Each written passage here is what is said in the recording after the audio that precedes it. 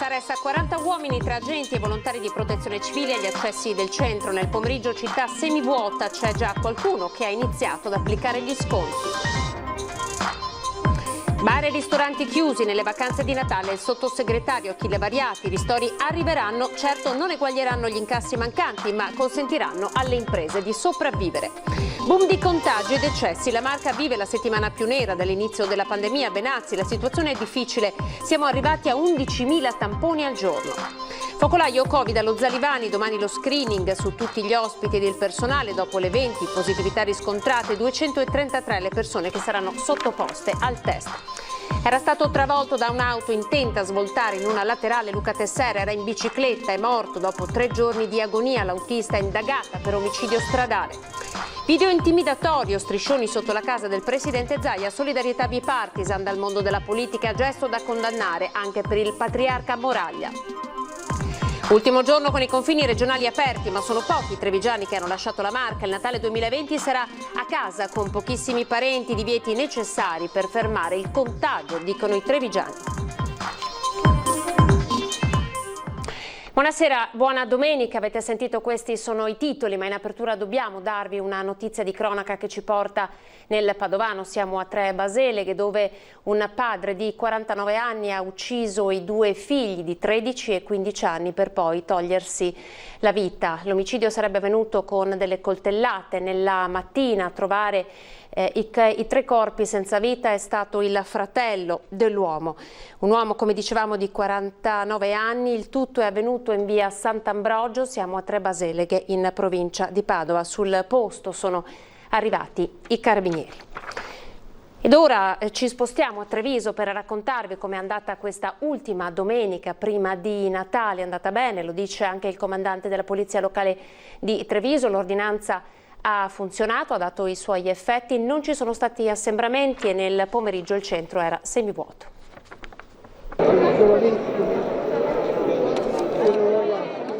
40 uomini tra agenti di polizia locale e volontari di protezione civile pronti ad attivare i 5 checkpoint, posizionare varchi e deviare i flussi, ma non è stato necessario.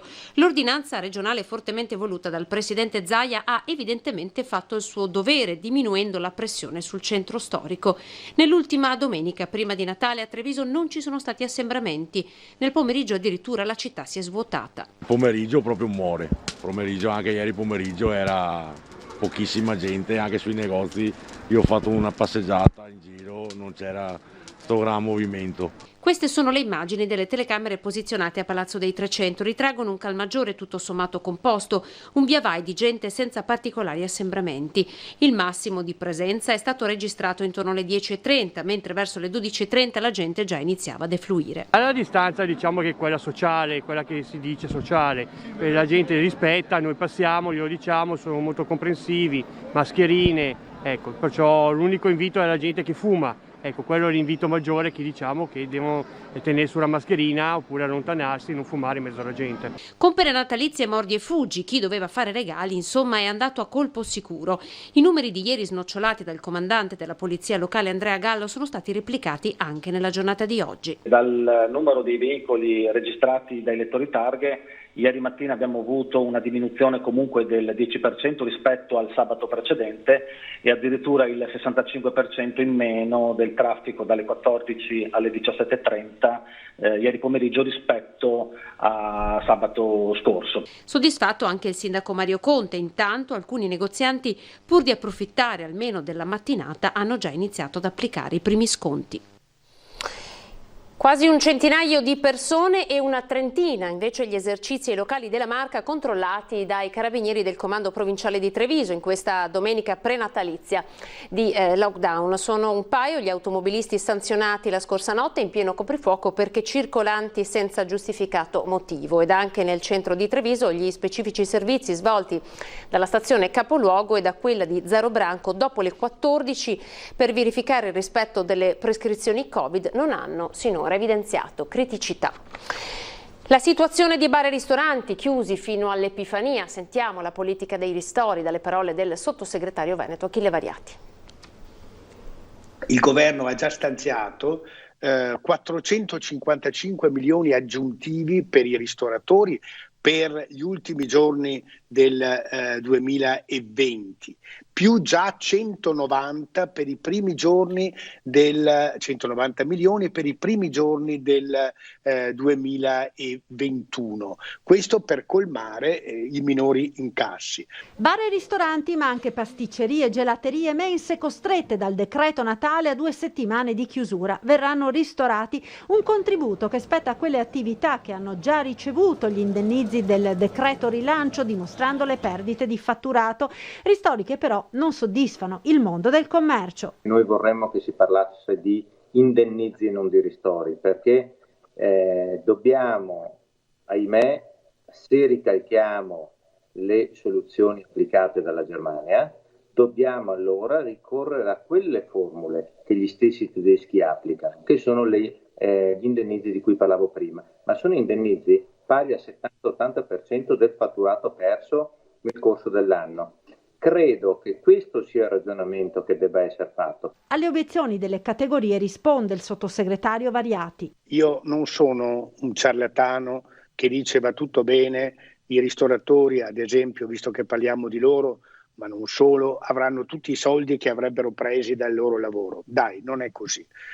La sofferenza c'è, ci sarà, il governo mette delle pezze per cercare di tenerli in vita, per tenerli su. Poi ci sarà la cassa integrazione guadagni che continua, eccetera. E quindi è questo un po' l'atteggiamento del governo, dare quello che almeno serve per non chiudere definitivamente i battenti, e li dovremmo aiutare queste aziende anche nei primi mesi del 2021. E quella che si chiude oggi è la settimana più difficile nella Marca trevigiana dal punto di vista dei contagi ma anche delle vittime. 234 morti da inizio dicembre, oltre 100 solo nell'ultima settimana. La Marca trevigiana sta vivendo i giorni più bui dall'inizio della pandemia. Stamane i nuovi positivi erano 676 ed il lavoro nei Covid Point è cresciuto a ritmo esponenziale. Complessivamente tra quindi tamponi fatti Covid Point e tamponi fatti per verificare, facciamo dei 10-11 mila tamponi al giorno, cioè facciamo tantissimi ovviamente screening e quindi troviamo tanti positivi. Circa il 15% manifesta sintomi e necessita di cure ospedaliere. Gli ultimi 2 o 3 giorni dove abbiamo avuto picchi importanti, noi sostanzialmente, mi diceva nelle riunioni giornaliere che facciamo anche con il SUEM, il SUEM ha avuto 500 chiamate praticamente al giorno, di queste 500 oltre 130 persone sono afferite ai pronti soccorsi dell'UR2, quindi lei immagina un volume estremamente elevato. L'area del Monte Benunese a Asolano continua ad avere una percentuale di infezioni superiore alla media regionale, fase critica nella Marca anche sul fronte dei ricoveri. Noi restiamo sempre ancora nel picco che va dai 400 ai 60 ricoveri al giorno fino ai 500. Oggi siamo intorno a quella cifra, 484, quindi un numero considerevole. Intanto anche Treviso si prepara al vaccino con le prime 120 dosi che verranno somministrate il 27 dicembre. Noi faremo ovviamente anche dal punto di vista simbolico ai nostri operatori delle malattie infettive, della pneumologia e delle terapie intensive, che sono quelli, insieme a qualche medico dell'USCA, sono quelli che sono in prima linea per la lotta al Covid-19. L'azienda sanitaria confida sui comportamenti responsabili durante le feste. L'atto d'amore verso i propri cari è quello di evitare i contatti. Che è un periodo effettivamente dove tutti ci sentiamo più liberi di esternare il nostro affetto verso gli altri, verso i familiari, verso gli amici. Abbiamo questo obbligo morale di evitare di fare questo proprio perché abbiamo a cuore le persone che ci sono vicine e che amiamo. Adesso ci occupiamo del focolaio Covid alla casa di riposo di Zalivani di Treviso. Dopo i 20 casi positivi di ieri, domani ci sarà lo screening su ospiti e operatori. 17 anziani e 3 operatori positivi al Covid allo Zalivani di Fiera. Il virus è riuscito nuovamente ad entrare in casa di riposo. Domani scatterà lo screening su tutti gli ospiti ed il personale della struttura per anziani. Che è composta da 136 ospiti e circa 97 dipendenti. Perciò facciamo uno screening perché purtroppo sappiamo che questo virus si espande con una velocità inaudita. Non è detto che siano solo 17 i residenti positivi. Noi speriamo di sì, però dobbiamo stare attenti e cercare di circoscriverlo il prima possibile. Amarezza e dispiacere nelle parole del presidente della casa di riposo. La notizia delle nuove positività è arrivata proprio mentre si gioiva per Casa Albergo, diventata Covid-free dopo il focolaio di un mese fa. Gli anziani ospiti avevano sorriso alla città attraverso le vetrate, accendendo tanti lumini di speranza alle finestre. Una speranza durata poche ore con il nuovo focolaio nella struttura di Viale 4 Novembre. E alla preoccupazione si aggiunge anche quella della carenza di personale per l'assistenza. Parecchi infermieri in tutta la regione stanno lasciando le RSA per andare a lavorare negli ospedali. Noi resistiamo, abbiamo una situazione sicuramente migliore di altre strutture, però non sappiamo quanto ancora potremo reggere questa situazione. Sicuramente i dipendenti cercano di andare a star meglio e gli stipendi sia per i OSC che per gli infermieri sono superiori presso gli ospedali rispetto alle strutture delle RSA. Uno cerca va a star meglio e noi veniamo privati di personale qualificato. Nelle RSA del Veneto mancano all'appello 1500 infermieri. Il rischio è che noi non riusciamo più ad accogliere, se ci mancano infermieri o ad accogliere nelle strutture nuovi residenti, perché ci sono degli standard che devono essere rispettati. Dopo gli striscioni di protesta firmati mascherine tricolori si sono verificate delle vere e proprie incursioni nei pressi dell'abitazione del presidente Luca Zaia. Di fronte a questi fatti è arrivata solidarietà bipartisan al governatore anche da parte del patriarca di Venezia, Francesco Moraglia.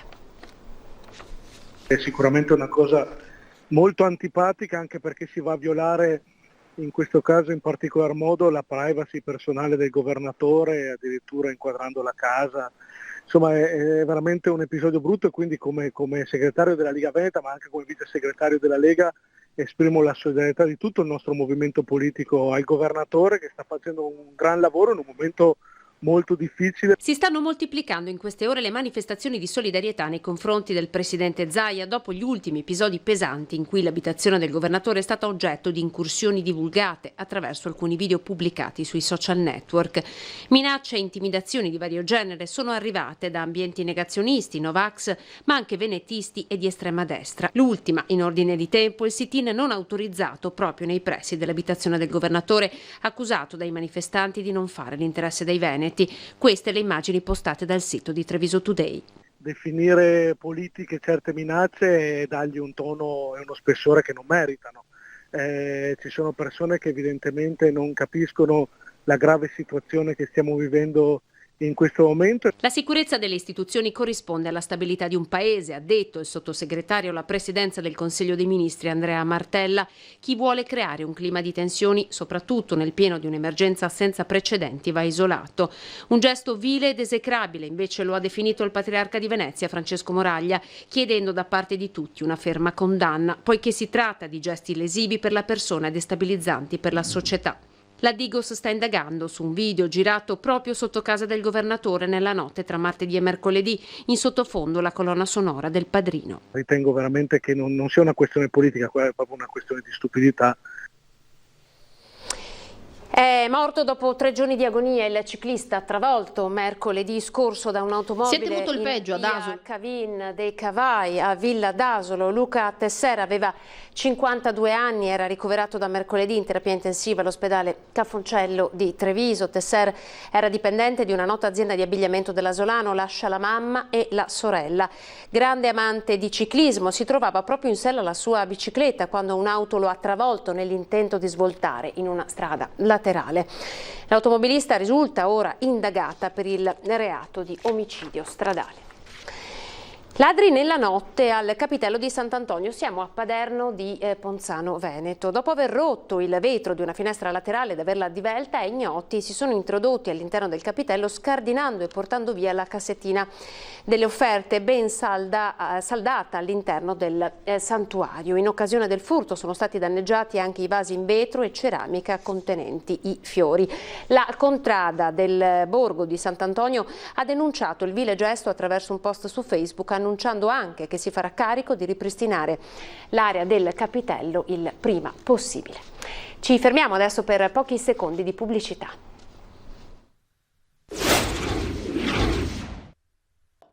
Ripartiamo dalla manifestazione che è stata organizzata questa mattina. Siamo in Piazza Borsa, molti manifestanti contro il decreto del governo, c'erano anche i Novax.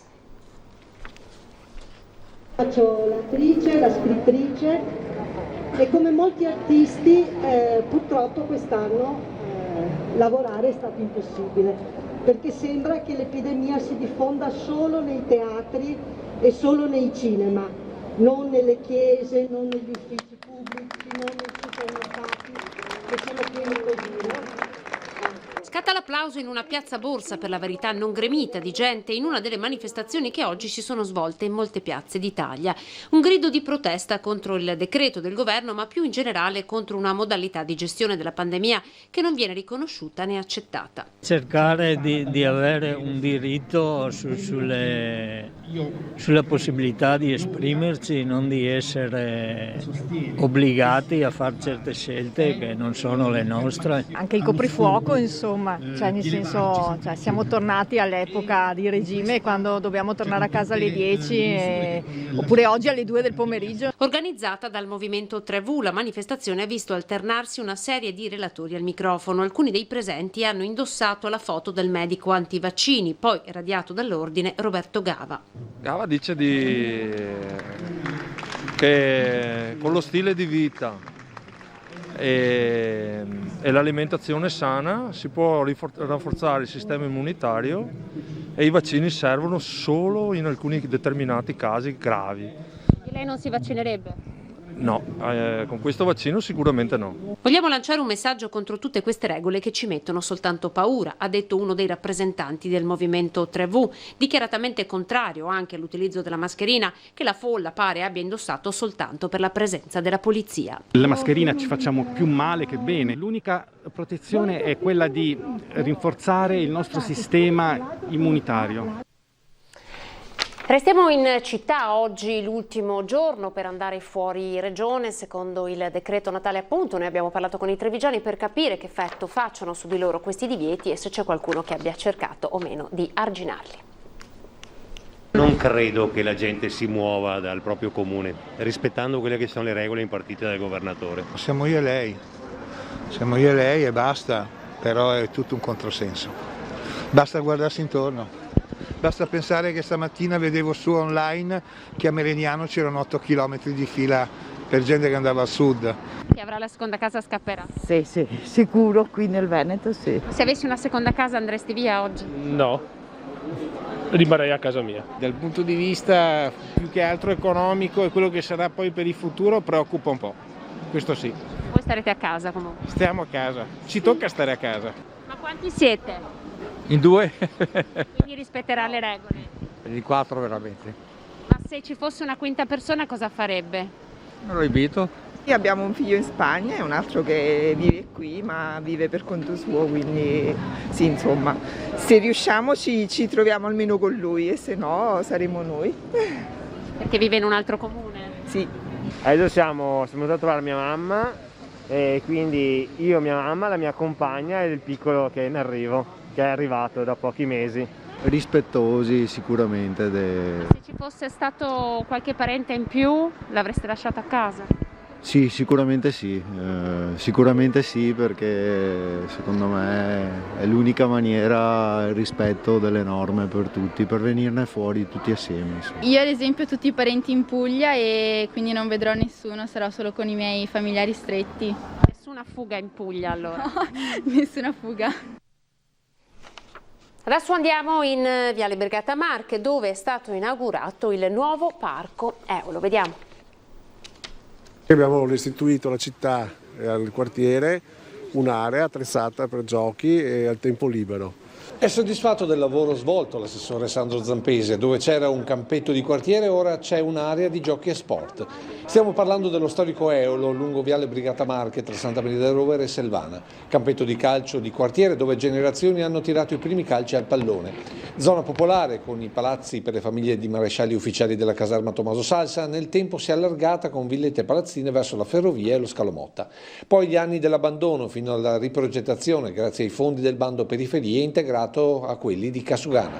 805.000 euro, di cui 90.000 messi dall'amministrazione comunale, il resto del contributo bando periferie, i 90.000 li abbiamo messi in quanto abbiamo performato il progetto mettendo le recinzioni che danno giustamente una risposta alla sicurezza, la televigilanza e l'irrigazione, l'impianto di irrigazione. 9.000 metri quadri rivoluzionati con spazi per la pallacanestro, per i giochi dei bambini inclusivo a supporto della disabilità, per gli amanti dello skateboard e anche dell'arrampicata.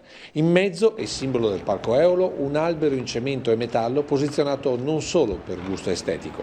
È una vera e propria palestra all'aperto, outdoor, in cui in questo albero si possono fare tutti gli esercizi delle muscolature del corpo umano. Un inizio di riqualificazione di tutto il quadrante est di Treviso che in futuro riguarderà anche la caserma Salsa. Quella parte dove verrà l'agenzia delle dogane, ma anche quella parte che verrà riqualificata dal comune di Treviso. Ora vi raccontiamo la storia di due mamme coraggio e della loro battaglia per salvare i loro figli dalla droga. Anni di battaglie, di lacrime, di paure, strappare un figlio dalla droga è forse una delle guerre più difficili da vincere. La vergogna e l'impotenza sono i sentimenti che fanno chiudere le famiglie in silenzio, assordanti, ma ci sono quelle mamme che riescono con la determinazione ed una forza inaudita a strappare il figlio da quel mostro che è la droga. È un dramma nel dramma perché la droga distrugge tutto. Finché mio figlio non ha deciso di farsi aiutare, io non l'ho potuto aiutare. Perché ovviamente devono essere loro, deve partire da loro la consapevolezza di essere veramente arrivati ad un bivio di cambiare la vita, di cambiarsi la vita. Però noi genitori abbiamo, ecco, per aiutare i nostri figli abbiamo un'arma e dobbiamo usare quella. Praticamente la determinazione. Maria Rosa racconta che è stato il figlio stesso che a un certo punto ha chiesto aiuto a San Patrignano. A mio figlio non mancava nulla, aveva tutto, eppure è caduto dentro questo vortice. Noi genitori non sapremo mai quando i nostri ragazzi hanno cominciato ad assumere sostanze stupefacenti.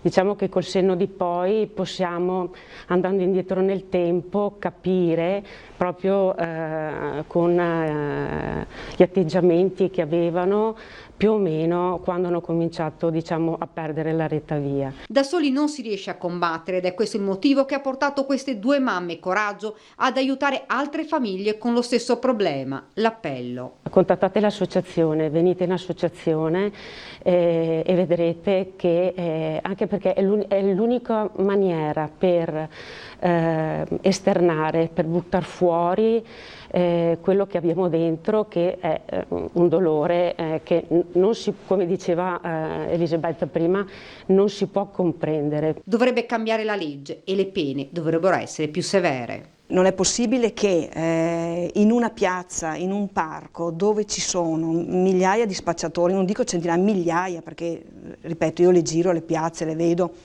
c'è la fila dei ragazzi che vanno a comprare morte, ovviamente, perché lì vendono morte, vengono arrestati e il giorno dopo sono di nuovo fuori. Ora saliamo sul Grappa, dove alcuni ragazzi hanno usato l'ossario come una vera e propria pista da snowboard. Sentiamo il commento dell'assessore regionale Elena Donazzani. Durissimi commenti sui social dopo la foto dei ragazzini che praticano snowboard in uno dei nostri luoghi sacri, l'ossario di Cimagrappa. Uno scrigno di dolore, memoria, morte, rispetto, onore e speranza violato dall'ignoranza, dalla non conoscenza della storia del nostro monte. È immediata la reazione dell'assessora regionale Elena Donazzan. Dico a questi ragazzi, alle loro famiglie, ma anche ai docenti che magari questi ragazzi li hanno avuti a scuola o li hanno ancora a scuola, interroghiamoci sul perché questi non capiscono proprio nulla, da chi non hanno imparato quell'educazione, perché non sanno che cos'è il sacrario militare. E noi, rappresentanti delle istituzioni, noi chiamiamo il Grappa, interroghiamoci se veramente stiamo facendo tutto il possibile perché ci sia una gestione vera, rispetto, presenza. Gli alpini sono sempre i primi con i fanti ad essere generosamente presenti sul sacrario, eppure anche a loro è stato detto che col Covid, il Covid sembra che giustifichi tutto, qualsiasi cosa, Ebbene, gli era stato detto: non potete andare lassù perché siamo in una situazione di emergenza e di controllo. Beh, forse mancano i controlli, è quello che sta accadendo sul Sacrario Militare. Accanto a lei anche il senatore e coordinatore veneto di Fratelli d'Italia Luca De Carlo e il commissario provinciale di Treviso Giuseppe Montuori, che condannano con fermezza il gesto e auspicano una rapida identificazione da parte delle forze dell'ordine. A proposito, Donazzan ha un suggerimento una volta individuati i giovani snowboarders. Dovremmo far fare un bel servizio obbligatorio in grappa, in Sacrario, a vigilare. Magari questo gli serve di educazione e anche alle famiglie serva per far capire che va raccontata la storia e va insegnato il rispetto. Dopo anni di attesa apre la nuova sede dell'Associazione Internazionale Trevisani nel mondo di Casier e Dosson. Finalmente, insomma, quello che si diceva o quello che speravo avvenisse oggi è accaduto. È contento il sindaco di Casier, Renzo Cararetto. Il sogno è divenuto realtà. La sezione dei Trevisani nel mondo ha finalmente trovato una sede anche nel comune di Casier, presso il ristorante alla Pasina, antico cascinale veneto dell'Ottocento, situato nella zona DOC del famoso Radicchio Rosso di Treviso. Una notizia accolta con gioia anche da Don Canuto Toso, che fondò l'associazione nel 1973, divenuta nei decenni a seguire punto di riferimento per tutti i trevisani residenti all'estero. La neosezione è stata creata per mantenere una promessa fatta ai tanti emigrati di Dosson e Casier. Incontrandoli all'estero, i viaggi che ho fatto, ci sentiamo dimenticati ed ecco allora che si corrisponde proprio di avviare questa sezione per metterci in contatto con loro. Nei prossimi mesi verrà avviata un'indagine per risalire a tutti gli emigrati dei due paesi per riuscire a mantenere vivo quel legame con la marca e le famiglie di origine. È molto importante questa associazione perché senza di questa si sentono dimenticati. Siamo un punto di riferimento per chi ama ancora l'Italia ed è lontano dall'Italia. L'associazione è nata con iscritti e sezioni. Siamo diffusi in tutto il mondo, abbiamo 150 sezioni tra l'Italia e nel mondo, con oltre 9.000 iscritti. Quindi questo legame è sentito, è profondo ed è particolarmente richiesto da chi è all'estero. Parliamo di Natale in casa con Antenna 3, il 25 dicembre vi accompagneremo per tutta la giornata fino alle 19:30 con il nostro notiziario, partendo proprio dalla Santa Messa del Patriarca di Venezia alle ore 10. Voci, immagini, storie, musica, ospiti in studio, in collegamento dal territorio e poi ovviamente un filo diretto con voi. Al numero 351 17 55 340 potete mandare gli sms e addirittura i video con i vostri auguri di Natale ai vostri cari per unire le famiglie in un grande abbraccio, l'abbraccio di Natale a casa con Antenna 3 il 25 dicembre. Ed ora per la rubrica Il tuo presepe vediamo le creazioni di questa sera. Ciao a tutti, io sono Nicola. Ciao a tutti, io sono Elena. Questo è il presepe che io e mia sorella abbiamo fatto. Buon Natale a tutti! Merry Christmas, we wish you a Merry Christmas, we wish you a Merry Christmas and a Happy New Year. We wish you a Merry Christmas, we wish you a Merry Christmas, we wish you a Merry Christmas and a Happy New Year. Good tidings we bring to you.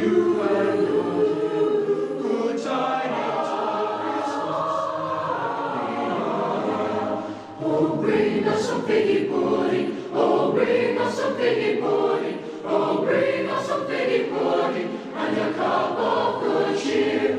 We won't go until we get some, we won't go until we get some, we won't go until we get some, so bring some out, bring some out here. Good tidings we bring to you and your kin, good tidings for Christmas and a Happy New Year. We wish you a Merry Christmas, we wish you a Merry Christmas, we wish you a Merry Christmas. Con queste immagini ci fermiamo, grazie per essere stati come sempre in nostra compagnia. Le previsioni del tempo, arrivederci.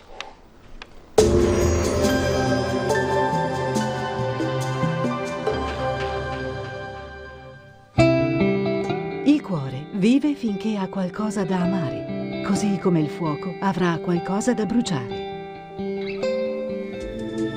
Benvenuti al Meteo. Inizio di settimana con un tempo ancora a tratti instabile. Vediamo con l'aiuto della nostra grafica la situazione di lunedì 21 dicembre. Sul Veneto fino al mattino cielo in prevalenza nuvoloso, molto grigio, anche con qualche nebbia in pianura, e non si escludono delle deboli precipitazioni a carattere sparso, nevose oltre i 900-1200 metri sulle Dolomiti, dai 1100-1400 metri invece sulle Prealpi. Nel pomeriggio saranno possibili delle schiarite via via più ampie. Temperature minime tra 2 e 6 gradi, massime fino agli 8-9 gradi. Ci spostiamo ora sul Friuli Venezia Giulia, poche novità. Anche qui infatti avremo molte nubi dappertutto, ma senza fenomeni significativi. Temperature minime fino a 9 gradi, massime invece fino agli 11 gradi. Uno sguardo infine al Trentino Alto Adige, dove avremo nubi basse e nebbie, specie sui settori più meridionali, cielo grigio, qualche raggio di sole invece al pomeriggio. Temperature minime tra 1 e 2 gradi, massime invece fino agli 8 gradi. Dal Meteo di Antena 3 per ora è tutto, grazie per l'attenzione e arrivederci.